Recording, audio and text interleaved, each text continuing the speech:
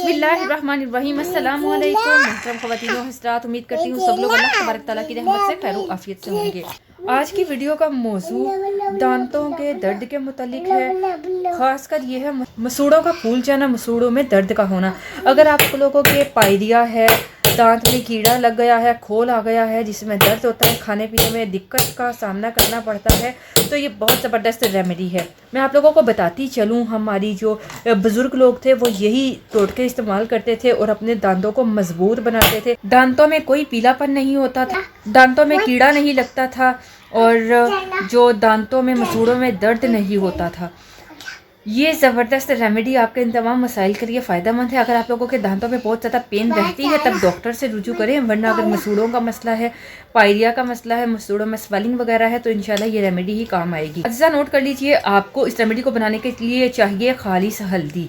आप आधा चम्मच ले लीजिए खालिस हल्दी, ठीक है। हल्दी की मिकदार थोड़ी कम ज़्यादा हो जाए तो इतनी परेशानी वाली बात नहीं है। इसमें जो आपको दूसरी चीज़ मिलानी है वो उनकी क्वांटिटी बिल्कुल जैसे बताया जाए उतनी ही होनी चाहिए।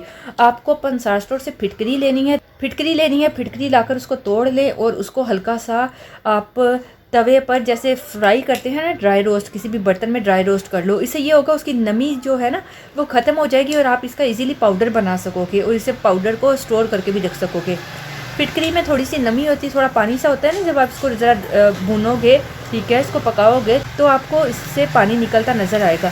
जब पानी अच्छी तरह ड्राई हो जाए तो इसको अच्छी तरह से पीस लीजिए। अब आपने आधा चम्मच हल्दी में 2 चुटकी, छोटी छोटी 2 चुटकी इस फिटकरी का पाउडर मिलाना है। अगली चीज़ आप इसमें मिला लीजिए सेंधा नमक। आप 3 से 4 चुटकी सेंधा नमक मिला लीजिए, इसको मिक्स करें।